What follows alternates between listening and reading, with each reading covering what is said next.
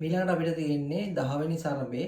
ඒ සරඹේ තමයි තක්කඩ දිහිකඩ ජික්කඩ දිහිකඩ තොංකඩ දිහිකඩ නකඩ දිහිකඩ තකඩ දිහිකඩ ජික්කඩ දිහිකඩ තොංකඩ දිහිකඩ නංකඩ දිහිකඩ. අපි බලමු වාදනය කරලා. අපි දන්නවා තක්කඩ ජික්කඩ තොංකඩ නංකඩ කියන සරඹ හතර වාදනය කරන්න අපි දන්නවා. එතකොට දිහිකඩ කියන එක කොහොමද වාදනය වෙන්නේ කියලා බලමු. දිහිකඩ දිහි දිහි කඩිප්පු තට්ටුවේ හරි මැදට දිහි. එතකොට මේ කඩිප්පුව පැත්තට හැරෙනවා. ඒ වගේම මේ පැත්තේ මැදට දිහි දිහි